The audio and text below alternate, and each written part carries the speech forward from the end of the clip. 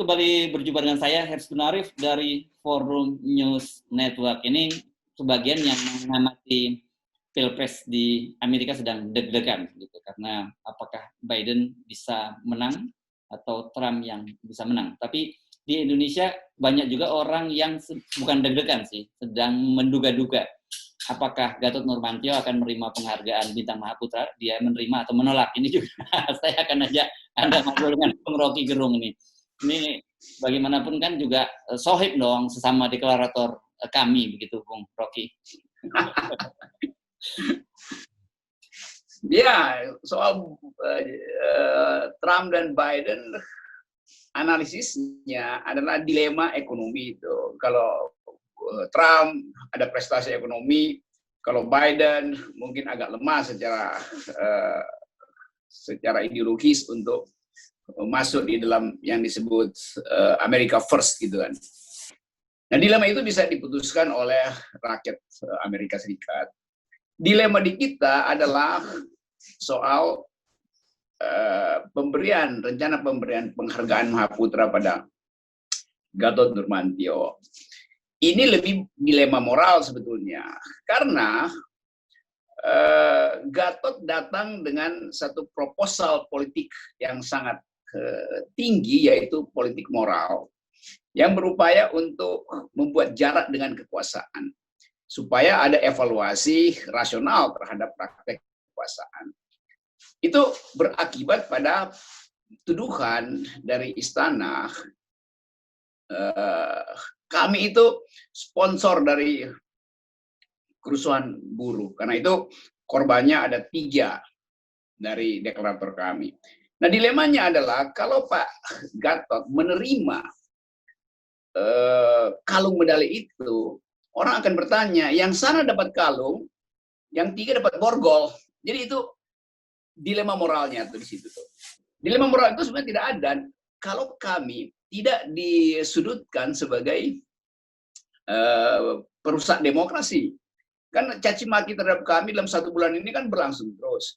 Jadi saya membaca bahwa istana mungkin punya rasa bersalah, semacam guilty feeling, menuduh kami sebagai biang kerok dari kekacauan politik. Karena itu diberikanlah anugerah. Tapi lepas dari itu, anugerah itu kan semacam simbol negara untuk menghargai prestasi seseorang.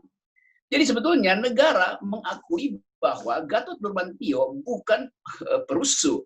Dengan kata lain, kami juga bukan perusuh, karena Gatot buat sementara kita anggap sebagai panglima kami, sebagai individu yang diajukan dalam status presidium.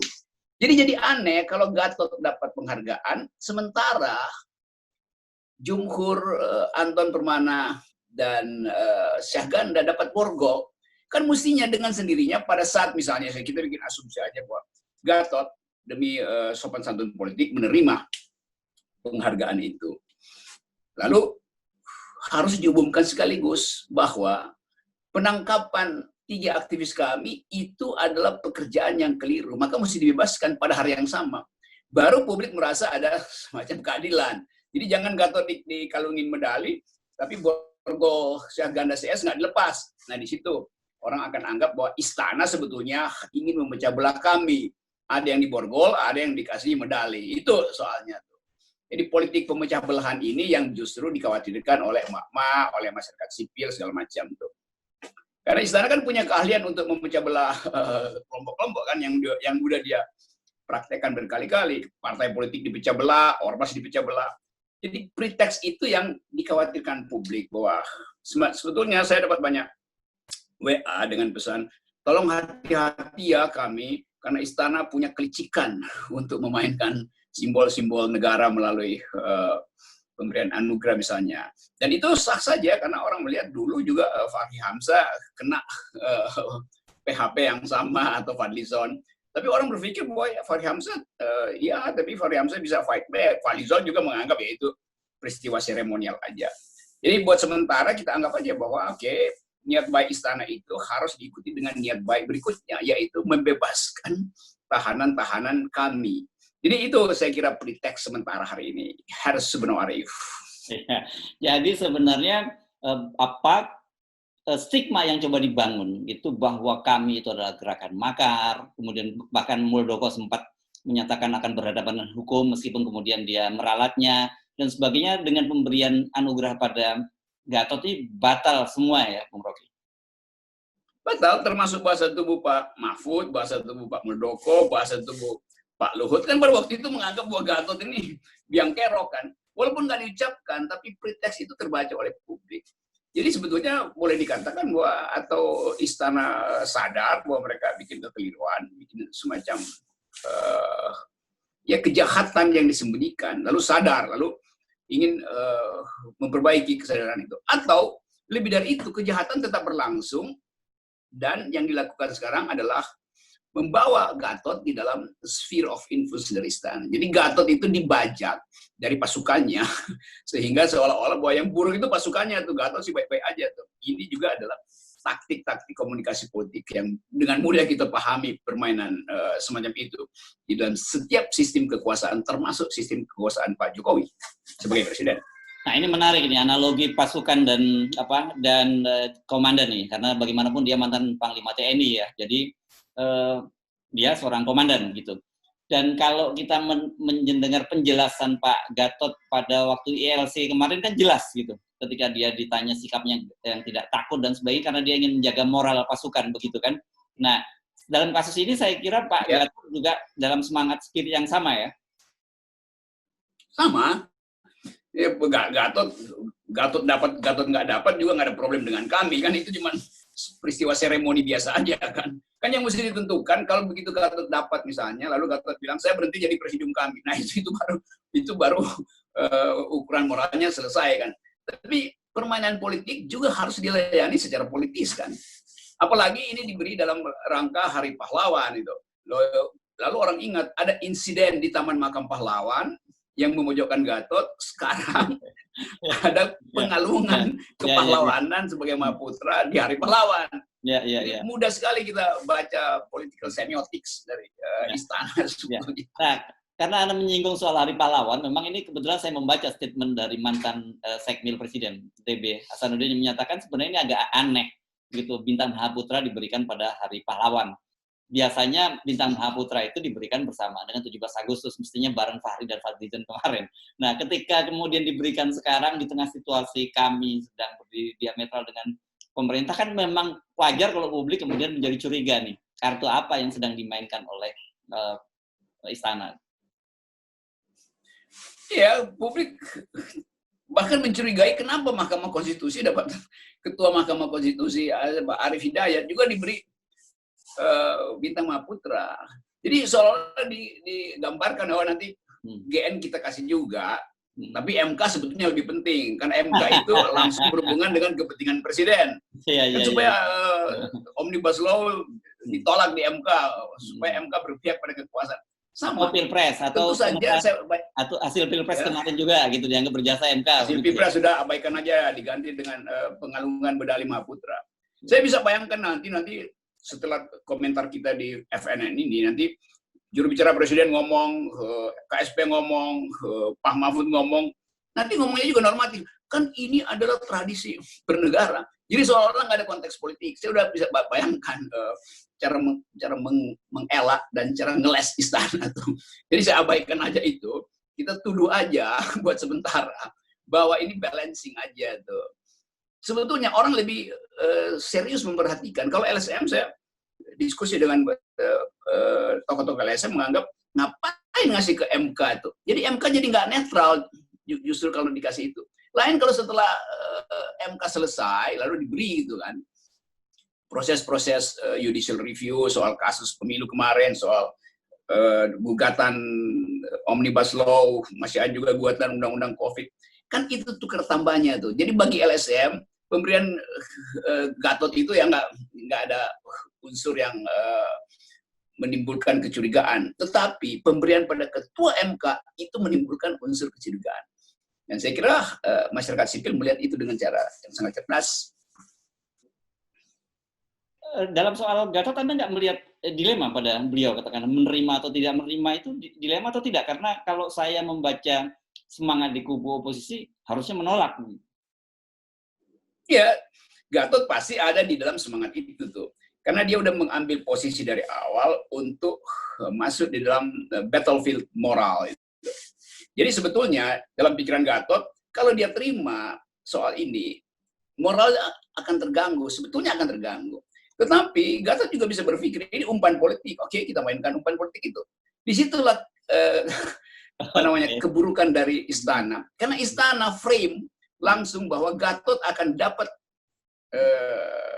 penghargaan Mahaputra justru ketika politik sedang tinggi-tingginya. Kenapa nggak ditunda tahun depan misalnya, kan bisa aja. Atau hari 10 Desember hak asasi manusia, lalu Gatot dapat bintang itu di hari hak asasi manusia. Lalu orang justru menganggap, oke, istana sekarang paham apa itu human rights. Kan itu soalnya kan. Kalau sekarang orang hanya akan anggap bahwa istana ini mau bujuk-bujuk Gatot, supaya jangan lagi nongkrong di Taman Makam Pahlawan dan ngumpulin purnawirawan di situ kan.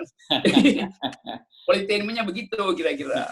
Nah, saya bisa membayangkan kira-kira skenario-nya. Kalau kita, ini urut-urutannya sebenarnya gampang dibaca nih. Kan kayak kasusnya Fahri dan Fadlizon, pertama kali yang membocorkan Mahfud. Ini kan juga sama, Mahfud lewat Twitter, begitu kan? Padahal kita tahu kemudian itu yang ternyata yang diberi penghargaan itu bukan spesifik hanya Fadlizon dan Fahri, karena wakil ketua juga yang diberi yang lainnya gitu. Jadi ini nomor saja. Tapi Anda ingat kan bagaimana kemudian secara khusus Pak Ma'ruf Amin dan Pak Jokowi mengajak mereka berdua, hanya mereka berdua, Fahri Hamzah dan Fadlizon jumpa pers gitu. Nah, saya membayangkan hal yang sama juga akan dilakukan pada Gatot ini nanti. Sengaja Gatot berdua dengan Jokowi dan menunjuk, oh kita baik-baik saja gitu. Saya kira Pak Gatot juga udah pikirkan itu, karena kan kami kan banyak wartawan senior yang udah brief tentang teknik-teknik manipulasi wajah di depan kamera kan. Jadi kalau mau diterima, Pak Gatot pasti akan melakukan 2 konferensi pers gitu kan. Yang di depan istana, dan setelah pulang dari istana, lalu istana bingung lagi itu. Oke, saya terima penghargaan ini karena yang memberinya adalah negara. Kan kita nggak bisa menolak pemberian negara, apalagi itu jadi aturan. Jadi yang di istana itu sebetulnya adalah seremoni negara. Sekarang saya mau bicara sebagai aktivis politik moral. Lalu Gatot terangkan itu, bahwa macam-macam, bahwa kami tetap akan berlanjut menjadi oposisi di bidang moral. Nanti bingung lagi sana kan. Jadi kita anggap aja ini semacam perlombaan opini publik. Dan saya anggap bahwa apapun yang dilakukan Gatot, publik akan menganggap ini sebagai upaya istana untuk membujuk Gatot, Yunto kami, untuk meredakan evaluasi kritisnya. Dan itu nggak mungkin. Karena kami itu cuman adanya di pusat, itu gampang mengkooptasi pusat. Yang di daerah itu adalah pendukung kami. Bagaimana mungkin negara meyakinkan pendukung kami itu? Bagi pendukung kami bisa lebih radikal dari yang di pusat. Jadi sekali lagi kami ini adalah KAMI adalah satu organisasi tanpa bentuk, tetapi dia punya bentuk yang kuat bahkan menjadi solid ketika isu moral diajukan itu. Jadi penguatan itu yang dikhawatirkan istana sebelumnya tuh. Kan istana berhitung kalau Gatot dikasih bintang Mahaputra, apakah putra-putra di daerah berhenti untuk mengkritik pemerintah? Ya nggak bisa. Apakah deklarasi akan berhenti? Ya nggak bisa. Justru dengan pemberian bintang Mahaputra itu maka sah bagi Gatot untuk memimpin secara organisatoris kami dan meresmikan deklarasi-deklarasi di daerah. Karena Gatot akan datang, saya mendeklarasikan sebagai orang yang dipercaya negara, tidak punya maksud jahat. Karena itu diberi bintang Mahaputra. Masa Mahaputra mau bikin makar, yang bener aja kan? Maka sebetulnya sah juga. Dengan cara itu bebas lah. Deklarasi kami tidak boleh lagi dilarang ya. Karena yang memimpin adalah moral yang bahkan diberi medali Mahaputra. Mahaputra tidak mungkin berkhianat pada bangsa. Kan itu tidak tahu Gatot di mana-mana nanti kan. Kalau gitu, wah ini jangan-jangan gara-gara statement Anda bisa dibatalkan ini pemberian Mahaputranya. Saya berharap begitu. Tapi nanti yang diomeli Pak Mahfud nanti. Kenapa gagal membujuk kami? Kan gagal dibully Pak Mahfud. Sayang tuh. Jadi ini menurut Anda sebenarnya Anda lebih cenderung Gatot terima saja ya Mahaputra ini, dengan begitu nanti pasti menjadi justifikasi gitu untuk melakukan deklarasi di berbagai daerah, karena selama ini berbagai deklarasi termasuk terakhir di Jambi bahkan itu menggunakan Zoom, bukan langsung pun dibubarkan oleh polisi juga gitu. Ya, saya kira begitu, nggak ada soal diterima. kan istana berupaya supaya nggak diterima, supaya jadi kontroversi. Gatot sebagai pemimpin TNI mengapa menolak penghargaan negara? Itu berarti dia ingin bikin negara sendiri dan ingin bikin medali sendiri. Kan bisa begitu kan? Jadi nggak ada soal sebetulnya. Nanti deklarasi kami itu Gatot terus-menerus pakai bintang Mahaputra itu. Jadi dalam pidato deklarasi dia selain saya bisa pakai kaos membayangkan kami, secara visual asik tuh. Secara visual asik tiap kali datang mau kayak kalung medali bintang Mahaputra gitu. Saya membayangkan polisinya akan kikuk gitu begitu berhadapan dengan Pak Gatot sementara. Oke, jadi ini adu strategi. Kalau kita main catur nih adu strategi. Yes, betul. Adu strategi. Ya. Oke. Jadi saya kira cukup bagus ini ada tontonan politik dan kita bikin analisis tadi itu berdasarkan prinsip-prinsip politainment. Jadi bagian yang lucu itu sebetulnya lebih menarik untuk dibahas hari-hari ini. Ya. Gitu. Iya. Oke, menarik. Jadi kita tunggu kapan Pak Gatot datang ke istana jumpa pers, tapi setelah itu beliau menggunakan medali itu untuk deklarasi keliling Indonesia. Itu ya, Pak Roti ya. Yep. Terima kasih Pak lagi. Okay. Bye.